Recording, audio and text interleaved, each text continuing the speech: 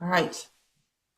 Perfect. And I know there'll be more people coming on. So welcome everyone to the World Mental Health Day for 2024. And this is coordinated by CanBeWell and the IASK organization. So Canadian Association of BioEnergetic Wellness is what CanBeWell represents.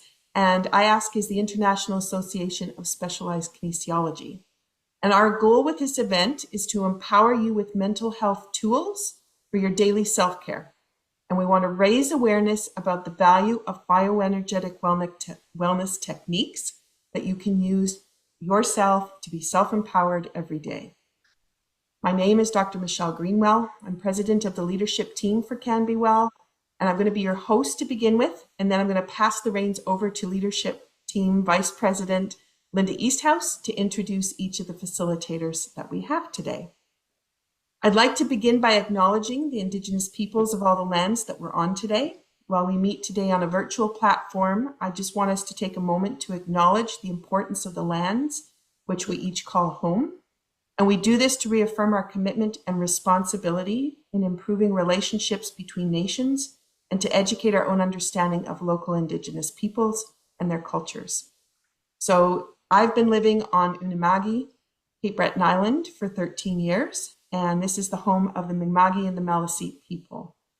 So if you would like to put into the chat where you are from, and if you can say what ancestral land you're also on, that would be fabulous. So I invite you to do that now.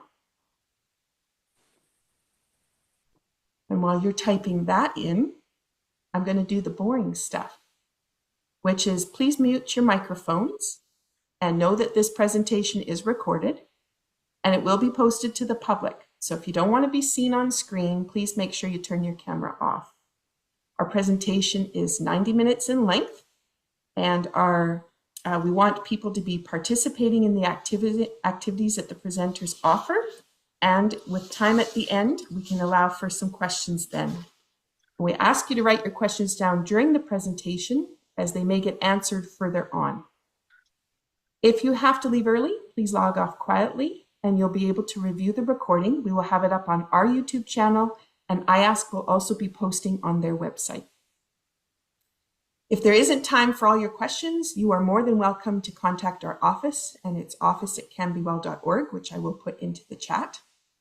And please be sure to visit our website, canbewell.org, and our YouTube channel, which is @canbewell9788, and you can check out events, classes, listings, and our playlists. So just so you know where you can find that recording when it's out. We've prepared a handbook with resources for each presentation and a bio for the presenter, as well as the organization and the modality that they represent. And I'm just going to put that into the chat now. So you have it. And you'll be able to download that handbook, and then you'll have everything at your fingertips. And now what I would like to do is pass you over to Linda, and she will start the event. Awesome, thank you. For the recording, would you be sure it's in speaker mode so the speakers are clear on the screen and everybody's little thumb shots are smaller?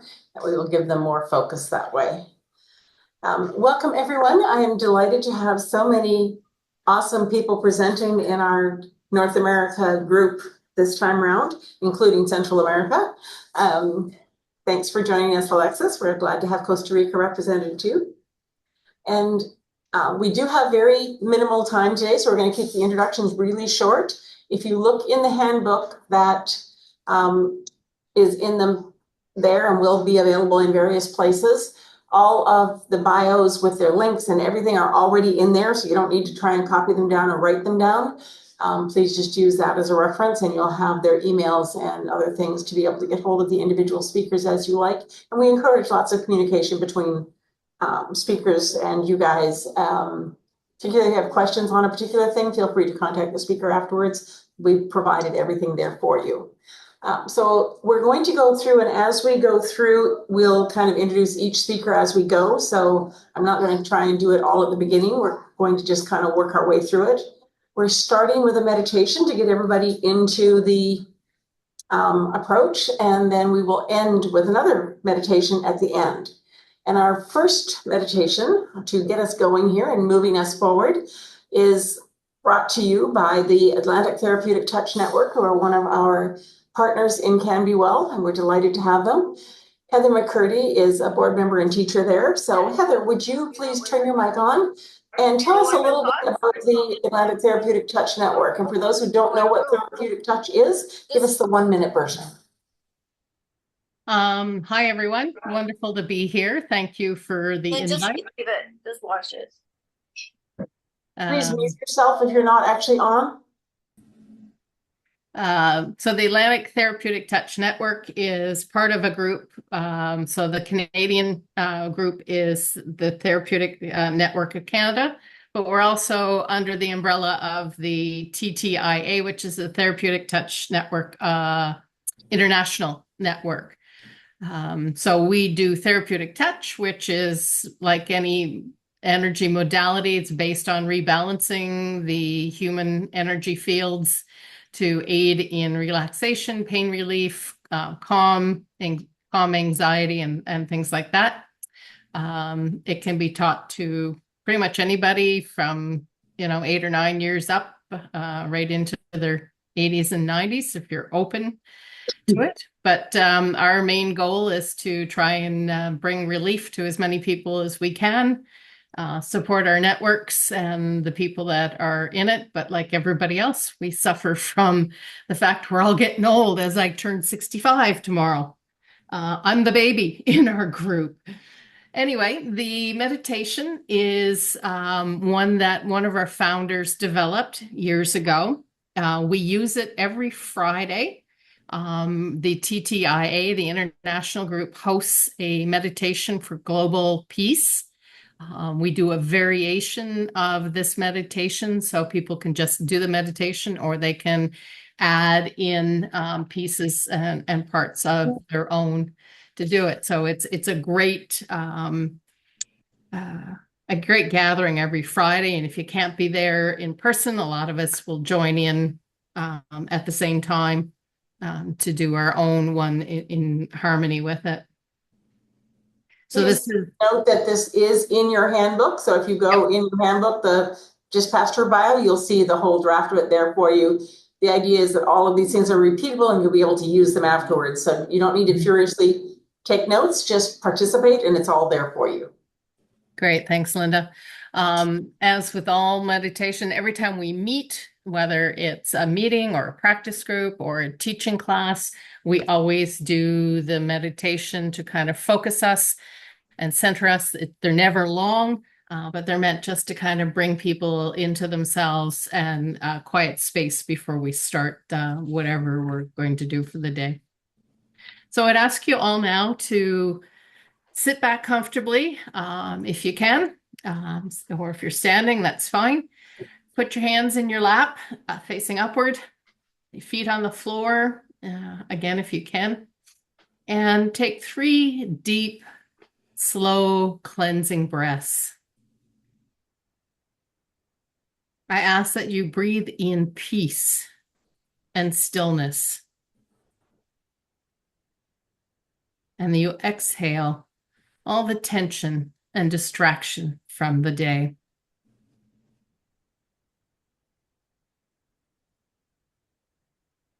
In your own space and place, let go of distractions and let your mind quiet.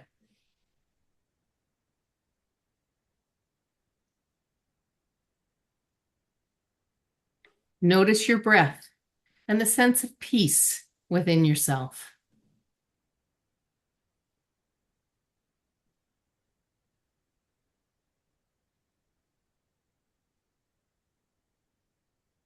As a group, let go of the outer distractions and harmonize with the group. Alone, allow your mind, your monkey mind, to fade and release any distractions.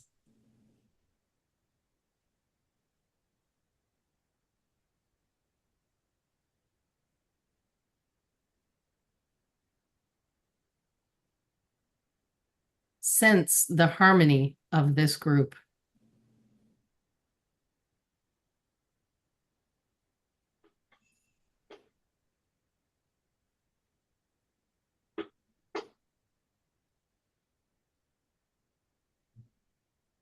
Beneath the harmony of the group lies a unity of which we are all part. Focus here. Alone, feel yourself as expressing that oneness. Submerge into it.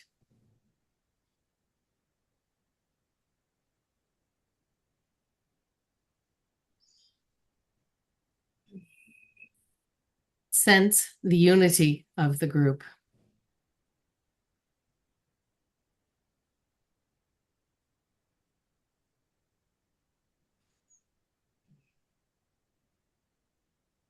Now, reach out to that consciousness that pervades all things, all of the nature, all beings. Join with the oneness.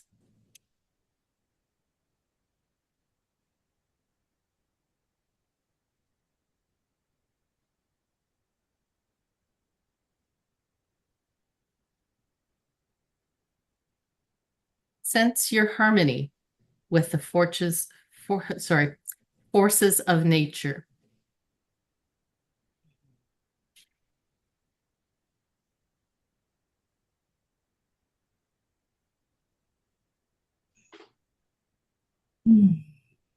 Feel the same energy and peace that you felt in expansion with the forces of nature.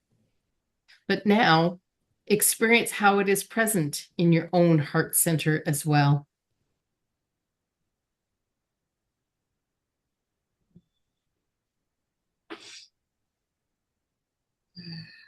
Withdraw your attention to your heart center.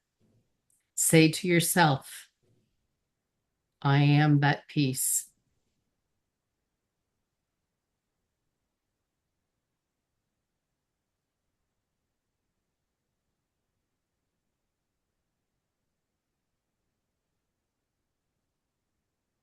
This peace is not a feeling. It is a powerful energy, active and vital.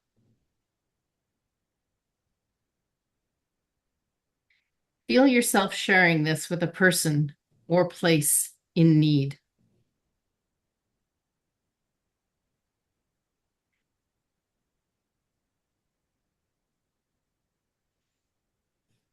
Ask to be a channel for healing energy.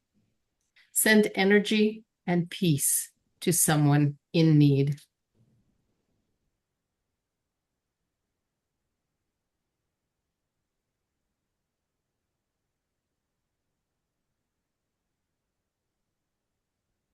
Sense this peace and harmony radiating from yourself and from the group and spreading throughout the world. A world that is much in need. Send your thoughts of peace and healing to the world at large.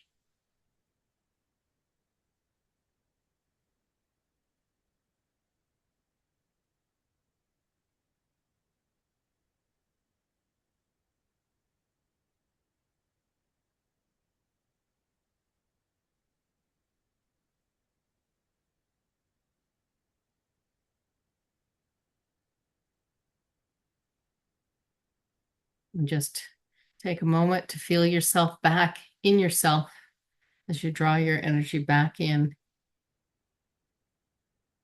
And be ready for the next portion. Thank you.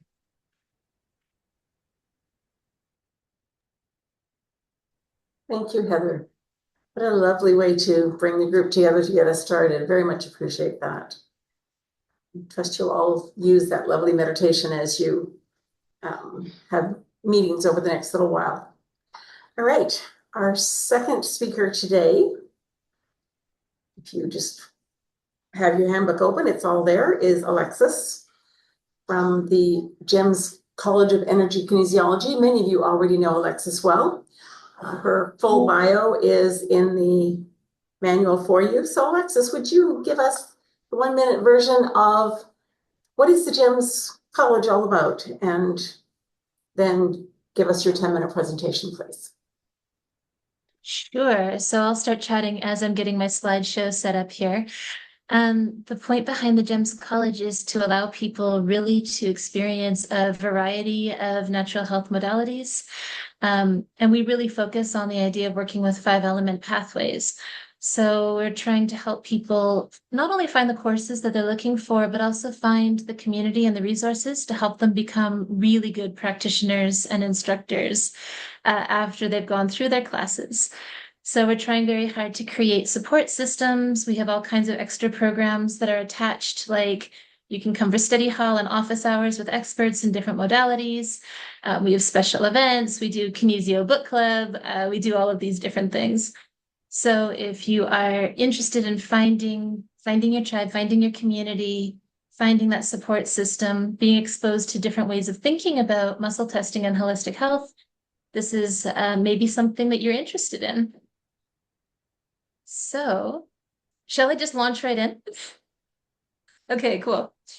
So, I wanted to talk for a moment about body and brain integration with yin and yang. This is something that we talk about extensively with one of my GEMS classes, but we have a very tiny bit of time right now, so I'm going to kind of just walk through the theory really quickly so that we can get to the exercise. One of the core tenets of yin and yang, if we were to look at traditional Chinese medicine and the more modern applications of that, is that we have this sort of duality that we see in nature, right? And when I say yin and yang, most people think of an image like this. We're all familiar with something like this. Thank you. But there's all of these different characteristics that go along with it. So the actual meaning of the term yin and yang is like the shady or the sunny side of the hill. We're looking at how things form pairs of opposites in nature. And we see this in the world around us, but we also see this in the body. So as an example, the inside of the body is more yin, whereas the outside of the body is more yang. The front of the body is more yin, while the back of the body is more yang. And everything, of course, can be broken down into smaller and smaller divisions of yin and yang. The point being that we're always looking for this point of balance. Because whenever something tips too far in one direction, nature wants to bring it back to a place of balance, right? So when we start talking about 5-element theory, and even the name GEMS, if you were to look at the stuff from my school, GEMS is an acronym. The E in GEMS stands for element, because everything that we do in the GEMS classes comes back to elemental theory. Some of this is like TCM, traditional Chinese medicine. Some of this is a more modern metaphor, energetic physiology application of those principles. There's a concept when we start looking at 5-element theory called the 5 spirits. And the idea is that these are the treasure, the thing that enlivens the element, right? Because when we're talking about metal or wood in the body, we're not talking about, literal metal, literal wood. We're talking about qualities. We're talking about a flavor. We're talking about an energy flow. And the spirits are kind of what create that inside our being. And so you'll see there's 5 different ones here. We're going to focus on 2 of them this evening. The 2 that we're talking about are the Po and the Han. So in Chinese medicine, the Po and the Han are sort of opposing aspects of our own spirit, you might say. The Po is really attached to our physical body. So it is sometimes described as the corporeal spirit. It's the part of me that dies when my body dies, right? It's what makes me alive. And the Han is more of what you might think of as the eternal, right? Depending on your belief structure, this might be the part of you that is reincarnated, or this might be the part of you that goes to an afterlife, or this is your reputation that lives on after you, or lives on in your children, or whatever. So we have these 2 different aspects of ourselves. The Po is super grounded. It's the earthly spirit, right? So it is here in physical form, and it's meant to be attached to earth. We might think of this as the yin spirit. And the Han is yang, right? And if we were to look back at that list of characteristics, that heavenly energy, that's yang energy. It comes from the sun. It's outside of our physical body. So there's this concept that our energy is meant to kind of click back and forth between these 2 poles. right? The most yin part of our spirit and the most yang part of our spirit. I know there's some SIPSy people that are here. If you think of those oscillating circuits that we talk about in SIPs, this is that, right? It's just another example of that. And the concept is that when we are in balance, our energy clicks really beautifully back and forth between these poles. But when they start to separate, or when there starts to be an imbalance, that's when we see a lot of the symptoms that we would think of now as mental illness, right? We start to see anxiety, we start to see depression, we start to see an inability to feel grounded and centered in our body, right? All of these things are a sign that either we are too stuck in this physical kind of energy and we can't see the sun anymore, right? Or we're floating up here and we're not grounded and centered and really present in our skin. So what we're looking for is some kind of way of balancing these two extremes. So what I'm showing here is the conception vessel, which is the extraordinary meridian that runs up the center of the body. For now, we're just going to think about this as being the center for yin energy in the body. And here we have the governing vessel meridian. And this is the corresponding center for yang energy. So we've got two meridians. They both start down low on the pelvis. They come up together. They have endpoints here at either side of the lips. So at the top lip, we have our yang governing vessel ending. At the bottom lip, we have our yin conception vessel ending. Okay. We are using this as a gate to be able to work with those concepts of deep yin yang balance and flow in the body and to create some harmony. So in class, we talk about this for like hours. Here you're getting the 5-minute quick version. But hopefully that lets you understand what this correction is when we get to it, right? So what I would love for us to take a moment to do is just self-assess for a moment. Most of us are probably pretty relaxed after that lovely meditation. But notice if you have areas of stiffness or pain, if you feel scattered, if you feel really present here and in your body at this moment in time. And then we're just going to do this correction together. Now, if you happen to be a muscle testing practitioner and you know how to do so, you can challenge these alarm points for central and governing meridians or conception and governing meridians and see which one is over, which one is under energy. But you don't have to. It works just fine to just do the correction without having that information. So let's do it together. So we're going to stop and set an intention to have this harmony, balance, and flow. And I like to picture these energies kind of in their flow. You know, the central meridian coming up the front of the body, down the inside, up the back for governing, down the inside, creating this figure 8 kind of flow of energy inside myself.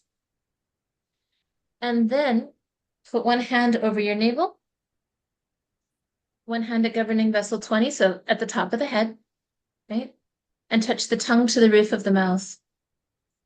If you're doing this with someone else, you can also touch these alarm points on either side of the mouth, but it works just fine if you touch the navel on the top of the head, tongue to the roof of the mouth, and keep the intention. So let's just hold this for a minute.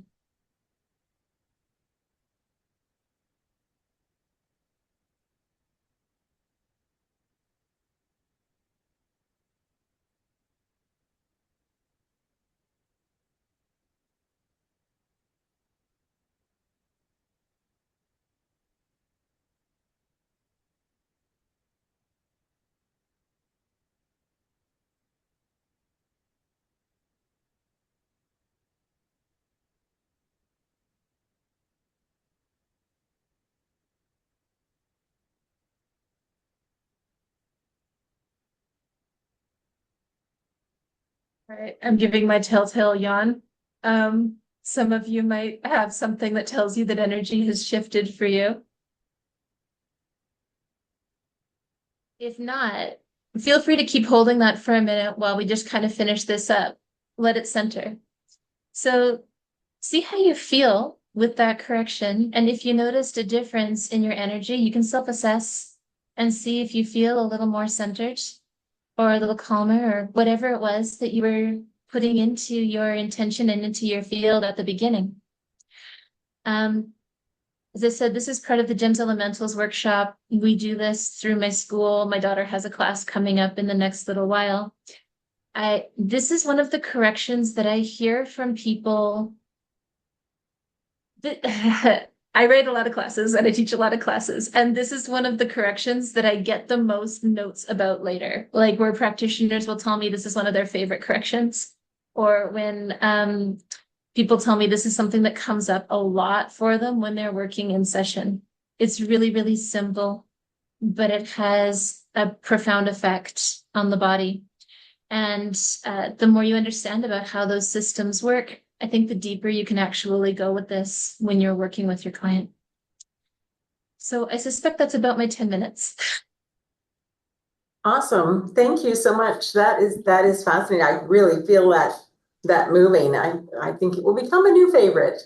Thank you so much for sharing that with us, and very good information. And again, all of this is in the handbook for you guys. So please participate in them, and the notes are all there for you. So thank you so much, Alexis, for sharing that. All right, and now I know we're going really fast and not giving people much time in between, but we want to give everybody their full share. So we're going to move right on, and there will be a question and answer afterwards. So jot your questions down and come back and ask the individual presenters at that point if you have a question there. All right, our next one is another of our CanBeWell partners. This is Brain Gym Canada. The co-founder of Brain Gym is Lisa Marcovici, along with Dana Lubke, and we're delighted to have Lisa with us tonight. Again, she's the Brain Gym master in Canada and does lots of teaching all over the places, not just here. We're delighted to have her. But a lot of people don't even know what Brain Gym is. So Lisa, please give us a 1-minute version of what Brain Gym is and why people should be interested in it and what they should do with it. And then please present your exercise. Thank you very much, Linda, and thank you for organizing this and allowing us to participate. So just briefly, Brain Gym is something that was created during the 80s by Dr. Paul Dennison, who was a teacher specialized in reading and writing education. And he found that his students were having a very hard time concentrating. So he started looking at movements to see if he could relax the body and bring the body, spirit, body, emotions, and mental aspects together. So the 3 dimensions of learning, as he talks about it. So Brain Gym is designed to give you a series of very simple, fun movements to bring those 3 dimensions in line. And it is through the body that we start to access our ability to think and choose how we wish to respond to something, as opposed to being driven by the brainstem, which is a much more reactive way to instinctively react before we can even decide what it is we wanted to do. So the first basic exercise of Brain Gym that I'd like to present with you is what we always start with in Brain Gym. It's called PACE, P-A-C-E. It is an acronym, and it is in the handbook, and each letter represents a Brain Gym movement. Brain Gym Canada was founded in 2019, just before COVID hit. And we were proud to say that one of the first partners that CanBeWell invited us to join their new association. And Brain Gym Canada is there to support the community of instructors and movement facilitators that are spread all across Canada. But we also have links to affiliates in Mexico and Japan and China and France and Italy and Switzerland. So we've grown to become quite the little international web. And we're connected to Breakthroughs International in California. They license our instructors. We're not a licensing body yet, but hopefully that'll change in the very near future. So we've already done 2 things to bring us into presence, and thank you, Heather, and thank you, Alexis, for both of those. Now I'd like to bring another point of view to that coming into presence, that sometimes is a way in when we're not quite ready yet to meditate, or we're not quite ready yet even to consider what might be out of balance, especially if we're not accessing our own muscle checking and inner noticing. So with Brain Gym, we developed that, and we work with children from 0 to 120. So it's great for all ages. And what I'm going to invite you to before we do this exercise is the way we structure most things in Brain Gym, where we kind of take a little picture before so we can compare the before and after so that we can notice what the Brain Gym exercises have done for us. The other thing I'm going to invite you to is to notice if you prefer to do the sequence standing or sitting. It's totally fine to do it sitting down. If you're new to Brain Gym and you're new to this inner noticing, some of the messages that your body will send you might be clearer if you do it standing up, because we're going to play a lot with how our feet meet the floor. Of course, if you're sitting, it'll be how you're meeting the chair, which is fine. We can totally work with that as well. So if you feel like a bit more of a noticing experience, I'm going to invite you to stand. I'll do it standing up. You might not see all of me, but that's okay. You can follow along. And the exercises are described in the handout with pictures as well as what they're for. So as you begin, and we can begin by standing, what I'm going to ask you to do is just bring your attention to your feet. And without adjusting anything, just notice how your feet meet the floor. If you've chosen to sit, then just notice how your seat is meeting the chair. Are you sitting equally on both sides of your butt cheeks? Are both of your feet equally meeting the floor?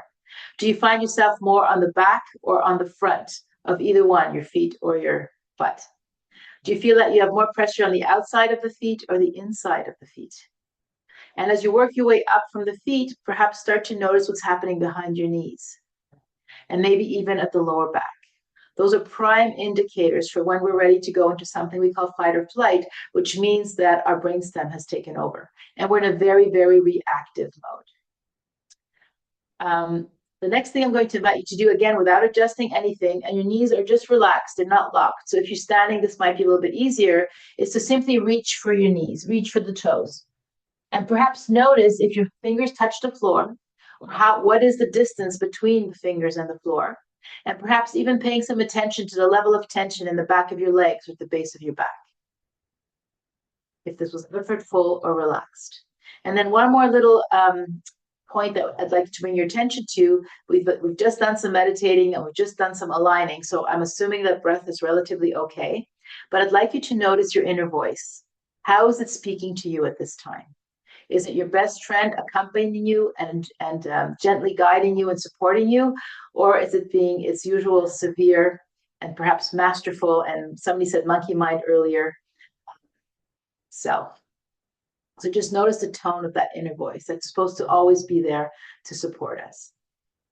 Okay, so from here, the very first thing we're going to do is address energy. So the first thing we do in Brain Gym is make sure we have a little bit of water. So if you don't have any right now, we'll drink to those of you that don't have any. If you do have some, I'll invite you to take a few sips. Our body is made up of 70% water, the brain 85%, and we're all chronically dehydrated. So thinking of sipping water throughout the day is going to be very helpful to support integration of those 3 dimensions I mentioned earlier. The next exercise is going to be called the brain button. So for this one, you can take your hands and just feel the collarbones along the top of your chest. And as you come towards the middle of the collarbone, you slide underneath the collarbone and you'll find a tiny little hollow. So if it's possible, you can put 2 fingers in one hollow and your thumb in the other, and it's perfectly fine to stay on top of your shirt. If that's too difficult, you can put one hand on each side of your collarbone. Ideally, you do it with one hand, and the other hand is free to rest on the navel. So as you do this, I'd like you to really notice your feet. This is a very powerful one for feeling nice and grounded. We're playing with the kidney meridian. For those of you who play with meridians, it's the only one that begins at the bottom of the foot. So this is how in Brain Gym we connect to the earth to be fully, fully grounded. At the same time, these points below the collarbone are the end points of that meridian.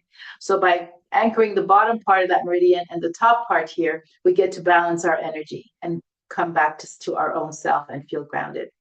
So very gently, just resting the hand on the navel, that's our center, the gravitational center. It reminds us that we're here and now. We're gently going to rub those brain buttons.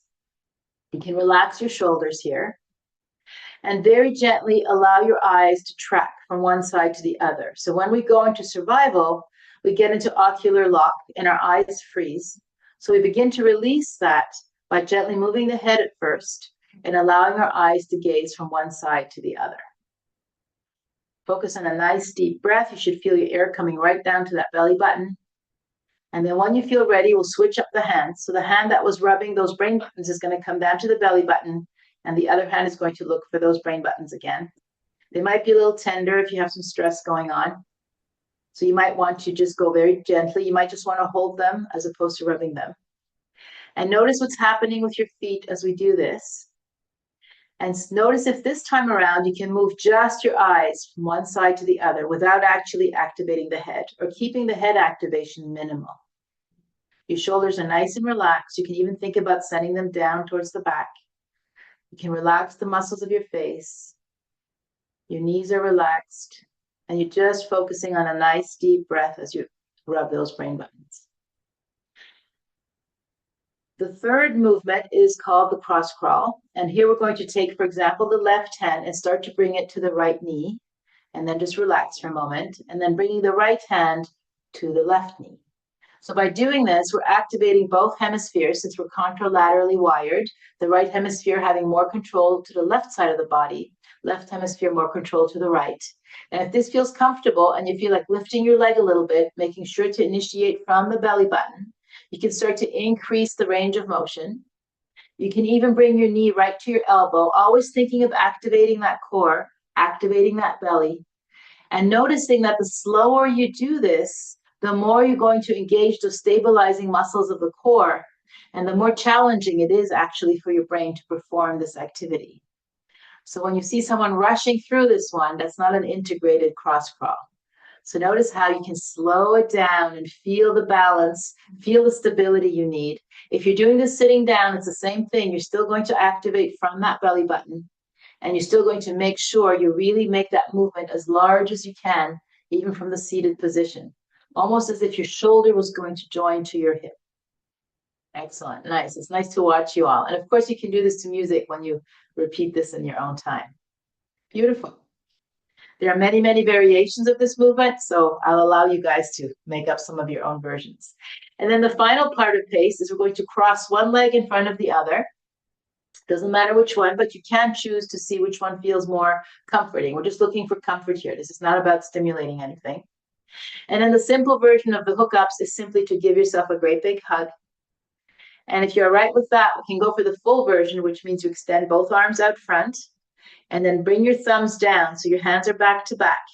And we're going to cross one hand on top of the other. And again, you can notice here which way you prefer to cross. It's just a question of preference. So there's absolutely no right or wrong way. Once you've got your hands crossed, you bring your fingertips together, interlace them gently, and then bend your elbows to bring everything into your heart, close to your heart. Relax your shoulders, and your tongue can rest on the roof of your mouth, kind of connecting earth to sky here. So the tongue is pressing on the roof of the mouth. Even infants in utero already suck their thumbs and stimulate that sphenoid bone to bring reassurance and safety. You'll notice that if you have spouses that drive, your tongue might go up there automatically when they do so, among other moments in your daily lives. So breathing nice and deep. This posture opens up the back. So for once, we can breathe right to the most remote corners of the lungs, focusing on a nice, deep, full breath. You can relax your jaw. If you want to play with balance, you can even close your eyes here. All you need to do for the next minute or so is breathe. Invite relaxation where you can, especially in the muscles of your face and your shoulders. And when you feel your heartbeat settling, we're gently going to uncross the feet and bring all of the fingertips together.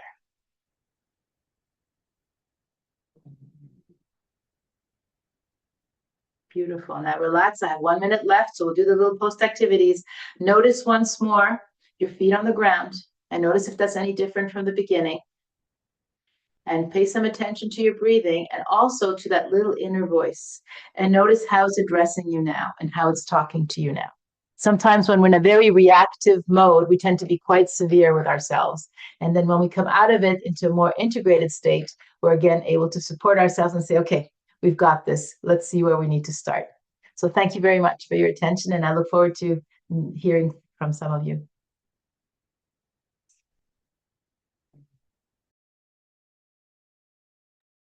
Thank you so much, Lisa. Those are such critical things to keeping your day balanced and moving, and wonderful things to teach to your kids. I taught these to my kids when they were little. Oops, my camera I see has flipped backwards. Here we go. Sorry, I just put it off the screen there. My camera fell back. I taught those into my kids when they were, in like grade 1 and 2, and it was so helpful for them for going to school and all that kinds of stuff. So these seem like such simple exercises, but they are so powerful, and especially as we teach them to kids and to teenagers and allow them to gain control and self-regulate and regulate their emotions and their physical process and regulate their nerves. It's really, really important. So all of these different kinds of exercises are are wonderful for that kind of stuff. And these ones are particularly good for teaching kids. So thank you for sharing those, Lisa. All right, our time is running fast here. I want to make sure everybody gets their full time, so we're just going to keep moving here. Our next speaker is another of the CanBeWell partners. We're delighted to have Muscle Tuners International as a part of our family at CanBeWell, and Denise as the leader there, the CEO of Muscle Tuners International, has been a critical part of CanBeWell for many years before it was even CanBeWell. Back when it was CanAsk and many other iterations over the years, and she's been a stalwart in our community, and we're delighted to have her sharing here today. So Denise, tell us a little bit about Muscle Tuners International, and then share with us what you have prepared for everybody. You're on mute there still. I was behaving. Okay. Hi, everybody. I am thanking you for that introduction, Linda, and letting everybody know that, yeah, I love training, licensing, and mentoring wellness providers to solve pain, physical function, and mobility issues with effective and longer lasting results, especially people who are frustrated when their clients aren't reaching optimal outcomes. So there are people out there in the world like massage therapists or even fitness trainers. If that describes you or somebody you know, I'd love to be introduced, to have a conversation, to see how muscle tuning can make them happier in their job, last longer in their job, and make the world a better place.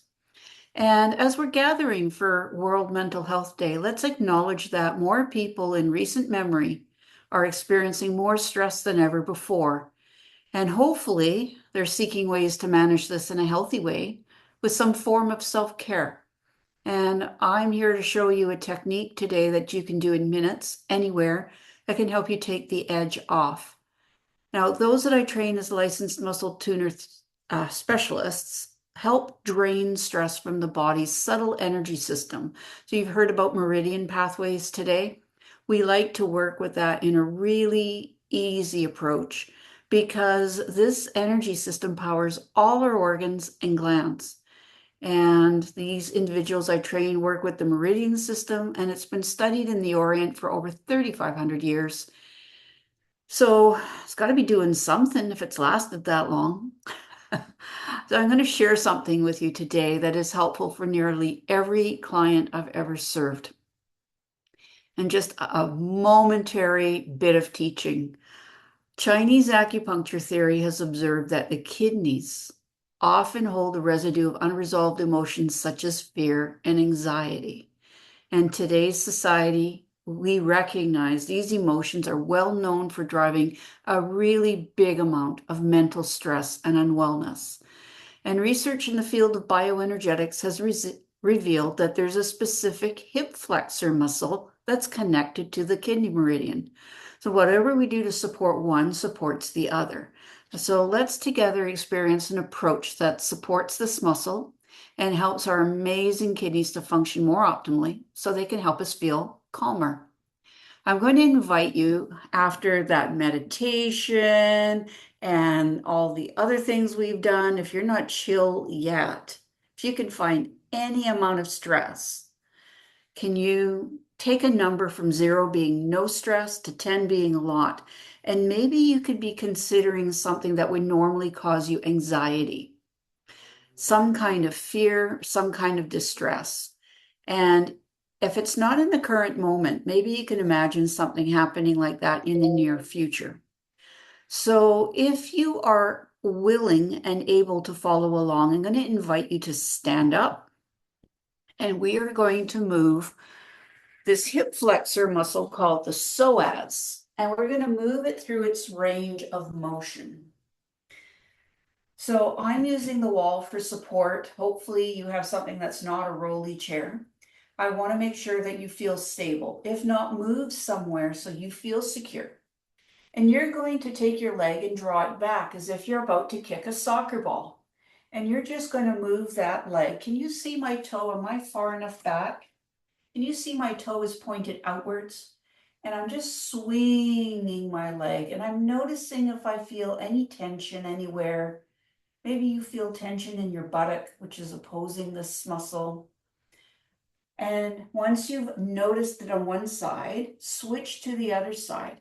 Bring that leg back with your toe pointed outwards and swing it forward. And you don't have to go very high. In fact, I recommend you don't. Just a natural swing like that. And just notice if you feel any tension or pain. Now find your navel. Come out about an inch from your navel and about an inch up from your navel. And you're going to rub in a little rotatory fashion, little rubby-dubbies. Now, this can sometimes feel a little odd. Some people can feel like there's a bit like of a frozen pea inside there. And that's literally a sign that there's a lymphatic vessel there that's blocked up. And if that's the case, you're going to be releasing that. This point is called a neurolymphatic reflex point, and a reflex has an action somewhere else than you would expect. So your hip flexor is deep in your hip bones, and rubbing here somehow magically wakes it up. Now, another place that is really helpful to activate, and I'll sit down so you can see it better, is at the base of your skull, right there. Just put a few fingertips there and absolutely no rubbing. We want to just touch these points with a feather-like touch. Imagine a butterfly landing there. The lighter you touch, the more therapy you're getting. So normally we activate the lymphatic point at the navel for about 30 seconds, and we hold these neurovascular points for about 30 seconds. The first one is helping the flow of lymph, and these are helping the flow of blood. Somehow magically, blood is now flowing better through the kidneys, and the blood is flowing better through the hip flexor. So just by doing that for that brief of a time, I invite you now to stand up and do that motion again. Get some support and move your leg through its range of motion. And I wonder, can you feel any difference? Typically, the leg will feel lighter or it will move more smoothly. People I teach online are always surprised when I do a demonstration and bring them through the range of motion and get them to activate just, for example, just the neurolymphatic. They're really surprised to notice one side or the other felt okay at the start, but now feels especially better, and that both sides usually are more equal. And I'm wondering, for those of you that are on camera, can I get a thumbs up on, did you notice an improvement? Wonderful. So just by doing that, oh, I've gone and activated my little reaction. And so I have a few other people. We get rewarded. That's so fabulous. So just to let you know that taking an measurement at the start and taking a measurement when you're done, it's very, very powerful for anchoring in your nervous system. And perhaps knowing that the kidneys help you store and resolve emotions like fear and anxiety could be a new idea for you. And with this in mind, realize also that a good diet, optimum hydration, and avoiding things that make your kidneys work harder at filtering your blood than they should will also help you clear your mind. So, good luck at managing your mental stress and helping others to be more resilient. I'm Denise CanBeWell of Muscle Tuners, inviting you to feel vitality, comfort, and strength by practicing self-care, and feel free to reach out to me to have a conversation. Awesome. Thank you so much, Denise.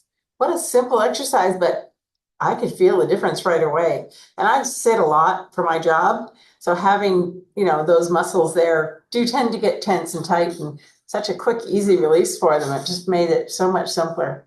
Thank you so much for sharing that. I will be doing that one for sure. Very good. Awesome. Thanks for sharing. All right. And we have one more presenter, and then we will have a final meditation and close up.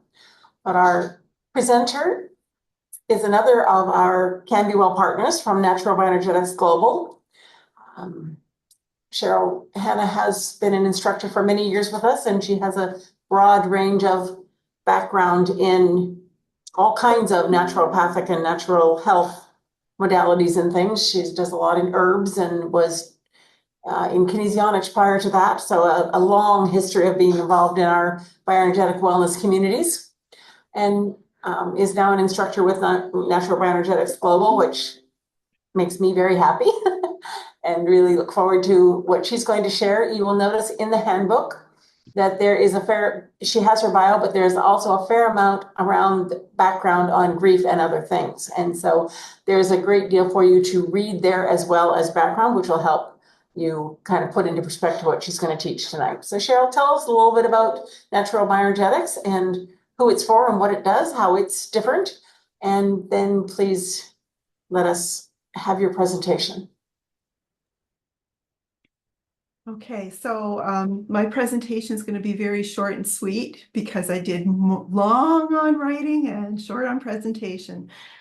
But so what I'm going to tell you tonight about Natural BioEnergetics. We formerly were known as Health Kinesiology, but we're coming into a more modern way of presenting ourselves, and we're continuing to grow and expand the breadth and scope of what we do with Natural BioEnergetics. A lot of you mentioned working with meridians. One of the things that we do with Natural BioEnergetics is we also incorporate working with the energy organs, which some people call chakras. We work with the nadis, we work with the subtle bodies, and we kind of integrate the way all of the systems are working together. One of the strengths of Natural BioEnergetics is that it addresses all parts of what it is to be a human being. So our spiritual, our emotional, our psychological, our physical are all incorporated into the techniques that we use for helping bring people back into a state of balance. With the use of the muscle response monitoring, we're also able to access a lot of things that people aren't even aware of being a problem for them. So we embody trauma, we embody stress. Some of it can happen in our day-to-day life in our present, but some of it's from our past or from past experiences that get entrapped in our bioenergetic systems, our muscles, our other organs and tissues. And so being able to identify what those stressors are that are operating at the subconscious level is really important in order to help the body process it out and off so that triggers aren't being pulled anymore. We actually get rid of the triggers. So, I decided to focus on grief as part of my self-help thing because of my own experience of having to experience grief in the past year when I lost my husband. And you can be completely doing fine in your life until you lose somebody close to you, and then now you have mental health issues. And so I had to work through that. And I actually, one of the things that I did for part of my own processing was I ran a group we just called it Grief Group. I had this other big name for it, but eventually we just called it Grief Group. And one of the things that's really cool about that is when you're processing grief and you're trying to heal from it, it works best if you do it in community with other people who understand what you're going through. I take part in a number of different Facebook groups for people who have lost loved ones. And one of the common things that comes up for a lot of these people is that people who have not experienced it really don't understand what it is you're experiencing. They all have their own ideas about your timeline for healing. Some people are saying snap out of it when you've only lost the person like just a month or so ago. Some people get offended if you're healing faster than they think you should, and not looking bent out of shape over everything that you're experiencing. And what a lot of people who are actually moving through it find is they have to find their own way. But doing it in a group of people who understand and who are experiencing a lot of the same things that you're experiencing is really quite powerful. The other thing that we discovered was when we worked in a group together and we were using energetic modalities and techniques, was that because we're quantumly entangled, we were not only processing our own stuff, but we were also picking up what other people were processing, so that the corrections actually went deeper and wider. So there was like a net benefit from all of that energy being shared together. So we were helping to heal each other.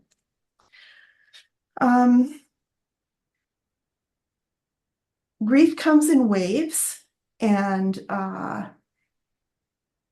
you never ever get rid of it, but what you do is you learn to live with it. And one of the unfortunate things about grief is that it can sometimes hit you out of nowhere. You'll be driving along in your car, or you're in a store and they're playing popular music, and it happened to be one of your favorite songs that you shared with your spouse, or one of your kids loved that song or something. And then you're hit and you're in the grocery store and you want to just start crying and wailing. What in the world do? You don't have time to sit down and balance yourself and use all your tools and stuff. So what I wanted to do is show you a quick technique that we use in natural bioenergetics, and some of you may be familiar with it, but it's called a thymus tap. And what the thymus tap can do is it will help to kind of reset your system and take the edge off whatever it is that you're experiencing, so that you can gather yourself together and not embarrass yourself in front of people. And the easiest way to do it is you just take your hand, you start at the heart, and you're going to go up towards your neck and around and back to the heart. So you're going in a circular fashion, and you're just going to tap right on the breastbone. So before we do that, I want you all to just think of something. Maybe you've lost somebody, or you've lost a pet, or you've lost a relationship because of a breakup, or maybe you've experienced something upsetting in the last couple of weeks. I want you to just take a moment to just try to check in on that issue. And then what we're going to do is we're just going to do a quick thymus tap while you're thinking about it, okay? So once you have that issue, just start tapping and thinking about it. Keep going. I'm just going to think about the stress of presenting in front of all of you.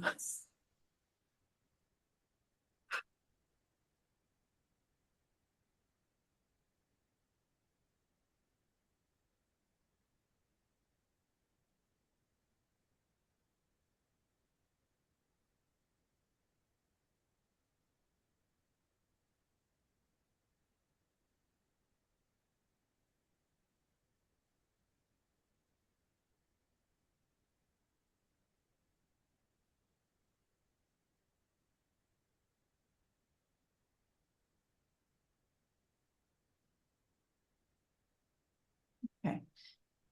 So hopefully you've noticed a change in how it feels when you think about that. And it's one of the ways that your body can actually offload and process out some of that trapped emotion and discomfort.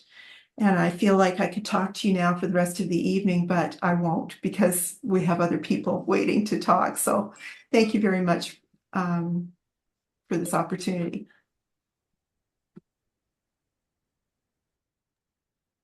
Thank you, Cheryl. Sometimes the simple things really are what we need in the moment, aren't they? And many of the different modalities have some version of that thymus tap. Some it's just a thump, some it's a movement. Whatever one you are familiar with and understand will be wonderful. Just don't forget to use it. So often we get into a situation and we go, ah, and our brains forget all these tools we know. So the more often we do it when we're not in a stressed situation, the more likely we are to actually be able to do it. Our muscle memory will kick in and we'll do the right things when the time is necessary. So practicing all these just on a daily basis will make it much more likely that when you really need it, you'll be able to do it without, thinking about, oh no, what direction am I supposed to go? Those kinds of things that happen when we're stressed. And we want to be able to use them quickly and easily, and, holding the different points and doing the different things quickly and simply when they're part of our regular routine will really serve us when we're stressed. So thank you very much for sharing that, Cheryl. And we also have with us what we call the CanBeWell affiliates. One of the affiliates is the Touch for Health Association in the US. And we're delighted to have this year's president from the Touch for Health there, Kelly Richardson, with us tonight, and is also going to share some things with us. And we look forward to having that. For us, the partners are those groups that work directly with CanBeWell. The affiliates are where we work group to group with promoting each other and sharing and building community at the much broader level, where people may not be doing exactly the same thing that CanBeWell does, but where we support them and they support us. So having all these affiliates is a wonderful team building process for the bioenergetic wellness around the world. And we're delighted to have a closer relationship with Touch for Health in the US, where Kelly has been spearheading some great movements and some new changes and some wonderful things there. And Kelly's going to share with us about the 5 elements, but please give us your 5-minute version, your 1-minute version of what Touch for Health is all about, how it's a little bit different or the same, or how it fits in with this whole group, and share a little with us. And welcome to Canada. Oh, this is really North America because we're from everywhere here. We're delighted to have you with us, Kelly. Thank you. I'm honored to be here with all of you. Yeah, I'm the president of the Touch for Health Kinesiology Association within the United States. It's one of the oldest organizations that we have in the kinesiology world. It's about 50 years old. Dr. John Thie was a chiropractor, and he's the one that created Touch for Health. It's now in about 100 countries. And if I read off of our website from people who are smarter than me that wrote about it, it says Touch for Health is a system of kinesiology that uses muscle monitoring as a biofeedback system to determine what stimuli creates stress in the body and how that stress can be decreased to better balance the body's energy.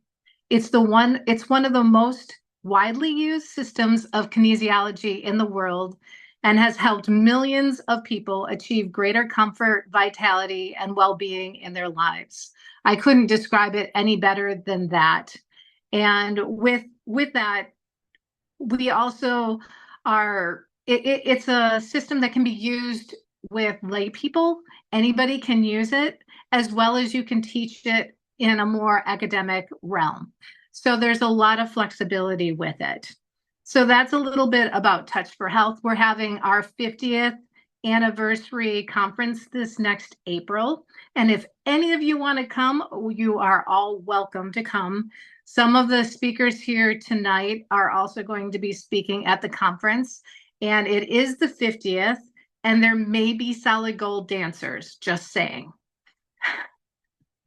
So with that, I wanted to tell you a little story about when I was just a new mom, and I got to be a stay-at-home mom for a few years. And with that, everybody has this ideal of what a stay-at-home mom is going to do. You're going to maybe homeschool, or, take your kids on play dates, take them out to the park. You get to go to the cool museums. You get to see their first. You get to see them walk for the first time, say their first words, all those very, very important things. But when I was a mom, that's what I wanted too, but that's not what I was feeling inside. My mental health wasn't in a good place because I did have a lot of my identity based in what I did for a job, how I helped people outside the home. And then all of a sudden I was snapped into the 4 walls of my own house. And that was a lot to adjust to. There wasn't a whole lot of joy, and I definitely wasn't content. So with that, I learned to start journaling. And through my journaling, I was able to write down all the crazy things that my kids would do and what they would say. And these kids had such ingenuity. They would build structures that were 3 times the size of them. They were using power tools and probably a lot of other things that they shouldn't have been. But I wanted to see how they would develop and grow. And through my journaling, I can even go back and look now at all the cool things that they had said and all the things that they have done, and, just their quirkinesses. And because we so easily forget about that. If we fast forward to today, I see that it was me utilizing the 5 elements. And what I mean by that is there's 2 ways that we move energy through our 5 elements within our body and in our psyche. And that's the Shen cycle and the Ko cycle. Now, the Shen cycle is more of a mother-daughter relationship where the mother nurtures and feeds the daughter. The Ko cycle is more of a grandmother-granddaughter relationship where the grandmother controls the wild and crazy granddaughter. So those are the 2 different ways that we can move energy through our bodies and our psyches by using the 5 elements. So if you look at the diagrams, yes, I'm actually going to use my diagrams, but I can't put it up on the screen because I'm using my cell phone right now. So if you can look on page 33, on page 33, it shows you an example of what that looks like. And what we do with that is my fire element was thank you. My fire element was lacking in joy and contentment. So what I did is I drew from the wood element. And if you go to the next page, you can see that there's all these suggestions of what activities you can do, different tastes, different sounds that you can create by using those elements. And with the wood element, you can go for a walk in the woods. You can cook using wooden cooking utensils. You can actually read a physical book that's paper, because paper has wood in it. So that is just one thing that we can do to balance out the fire, to actually feed the fire. And for me, I use the journaling element, or the journaling part of the wood element, to feed my fire, to bring back my joy and my contentment. And it worked. Another example would be metal. If you are having the I just lost my page. Let's see. With metal, you can have like grief and depression, but it's in the too much realm of the metal element. So what you can do with that is you can bring in the grandmother co-cycle, and that will control your metal. So we're going to bring in the fire element. And if you look at some of the activities or actions that you can do in the fire element to control the metal in your body and in your psyche, one of the easy ones is laughter. That's a sound that you can make. So when we're having grief and depression, we can laugh, and it can help us balance our bodies that way. I have a story of one of my clients. He was really suffering with anxiety. And if you look at your diagram, anxiety is in the water element. So he was over anxious. There was too much of that. So I knew that we had to control the water element, and we control that by the earth. We go to the earth because the co-cycle is that star in the middle, and earth controls water. So there's many things that you can do in the earth element to control the water for, the anxiety. You could go gardening. You can ground yourself. Go outside and walk around.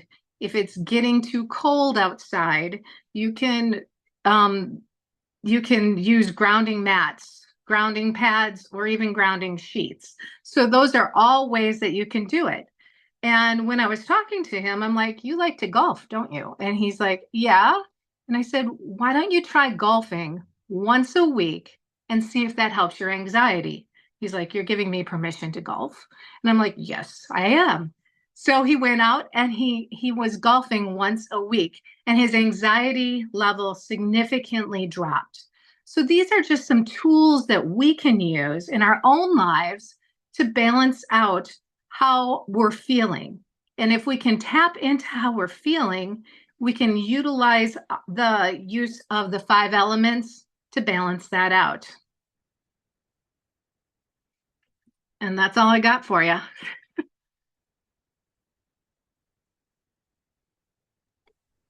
Awesome. Thank you so much, Kelly. Much appreciated. Those are wonderful charts for you to take home and use and follow the lines through. Most of the kinesiologies, most of the bioenergetic wellness approaches teach the 5 elements in some way or another, and we've all seen various charts. That's a very nice chart of things you can do to help balance them out. So please use these resources. Don't just take it home and stick it in a file and forget about it. They're very useful, and would really encourage you to up your calm and up your peace by actually using all this stuff. Well, thank you, Kelly, for sharing all that with us. All right, and this brings us back to our final presenter, our close of the evening. I know we've packed a lot in here, and a lot of you, your brains are probably going round and round. So we're going to take another minute and come back down and center and ground everybody into remembering all this stuff and working with it. And we have Dr. Mary Jo Bulwark with us from the Akamai University. We're delighted to have her joining us, and she's going to lead us through a meditation to bring us to a close here, and then we'll have some Q&A after that.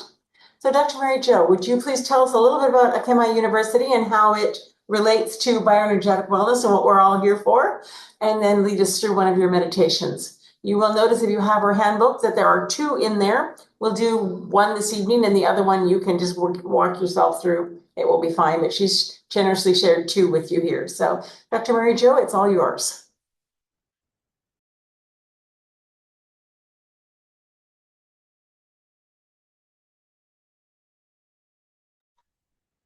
You're on mute, please, Dr. Mary Jo.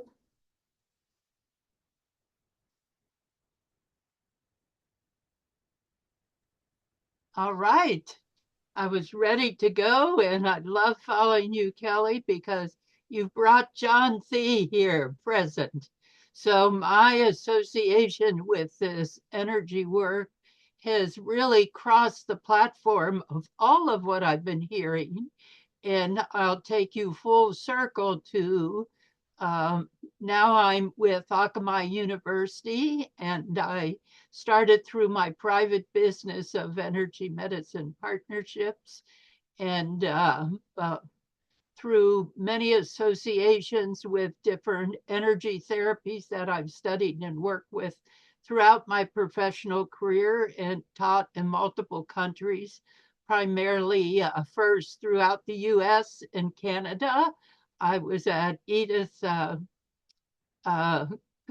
Cohen, or let's see, which one is St. John's, Newfoundland, Canada. And I love being up there and learned so much from the Canadians. And from there came back to North Carolina and was invited to be starting to work with taking energy therapies besides in different parts of the country. And I focused on that, even though my career started in nursing and in healthcare. And so it was a tremendous journey looking at how energy work can cross over and make a huge contribution if you understand really the full scope of what the energetic system has. So at Akamai University, when I started there in, I think it was 2009, that I was invited to be president in 2021, and I served in that role until April of this year, when I said, I'm turning 80, so it's time for me to pass the baton to someone else. And I'm still CEO and Dean of the College of Integrative Health. And I'm honored to have worked with Michelle and with Natasha and very closely, and have admired the work that they have done in creating this network. And to me, this is like the tip of the iceberg of having done so many wonderful things with this group and moving it forward.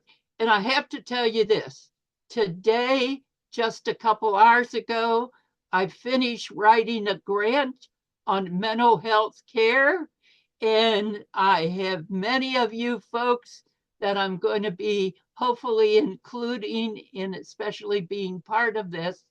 And I represented your organization in it and brought it forward. So the goal is to help continue to celebrate the work that you have done in the many variations.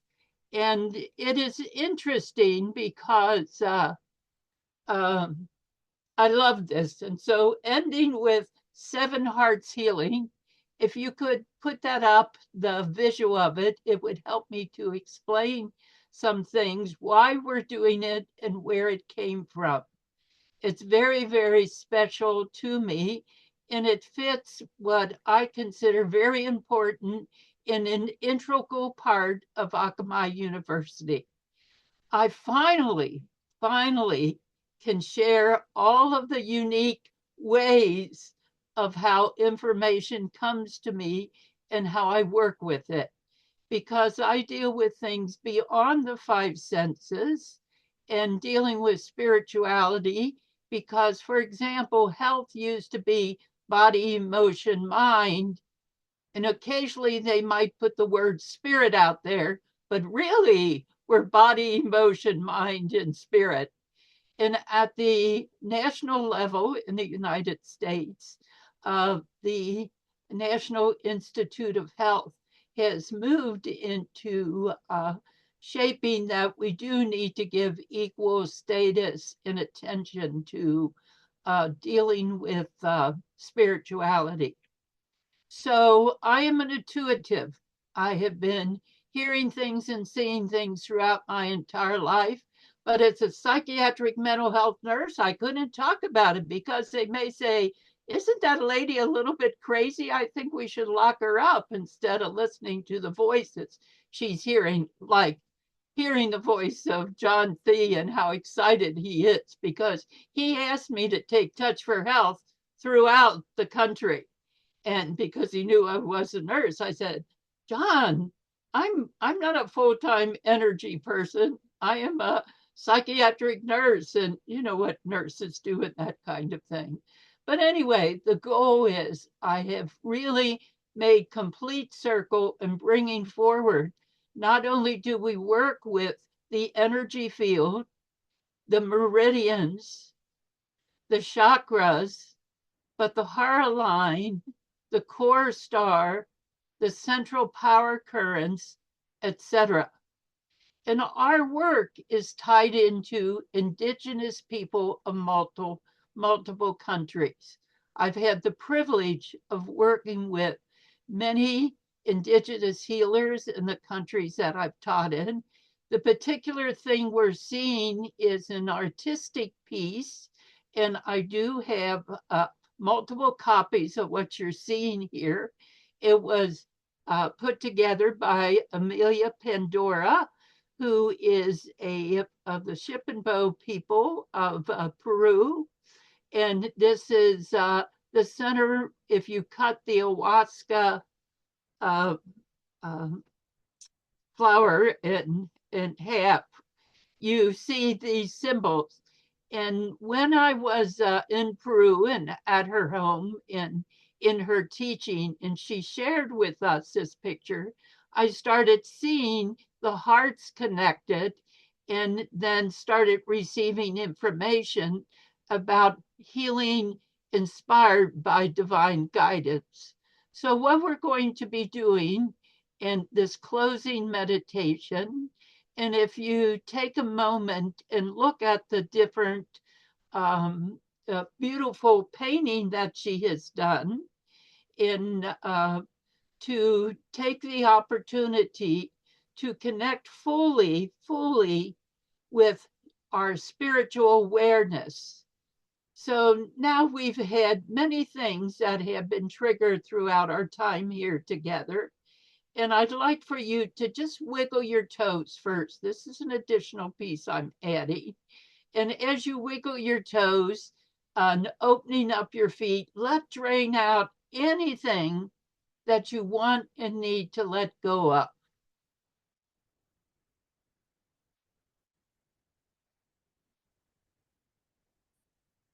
And because as you let go of things, you have room to add new stuff. And what we're going to do is fill ourselves up, our spirit, through the different energy centers, the energy systems, with unique perspective. And we're going to start with, and if you'd like to place one hand, I'm left-handed, so I usually hold my left hand up. And then my right hand is placed on my heart. And we're going to invite divine guidance to share with us, to fill our spirit and connect with our heart center. Your spirit is renewed with love. Your spirit is renewed with love. In the next one, your spirit, move your hand down to the third chakra or energy center. Your spirit is renewed with pure thoughts. Your spirit is renewed with pure thoughts. Move your hand on the solar plexus and down to the next energy center. Your spirit is renewed with supportive emotions. Your spirit is renewed with supportive emotions.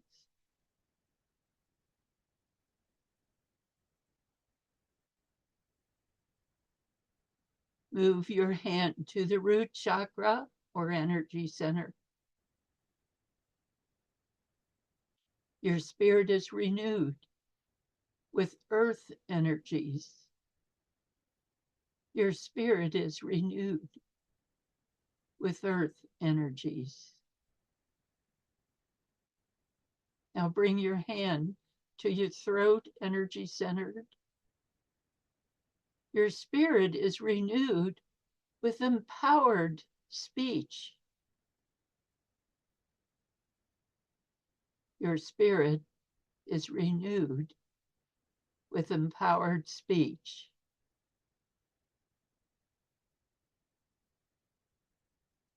Move your hand to the brow. Your spirit is renewed with clear visions and light. Your spirit is renewed with clear visions and light.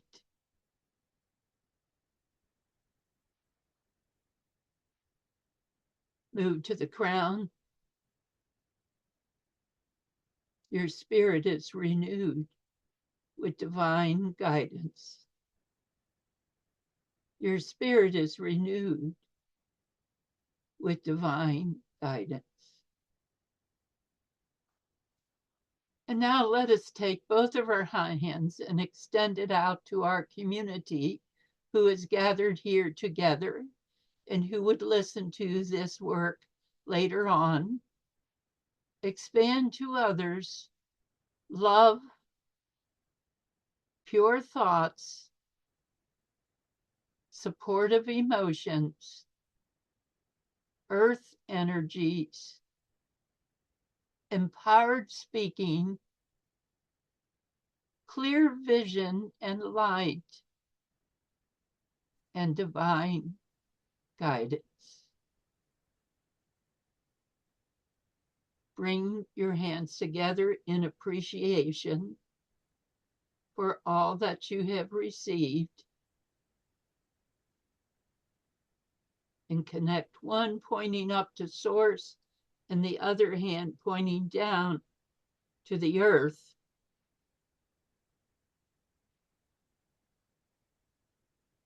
Connecting. Thank you. Many blessings.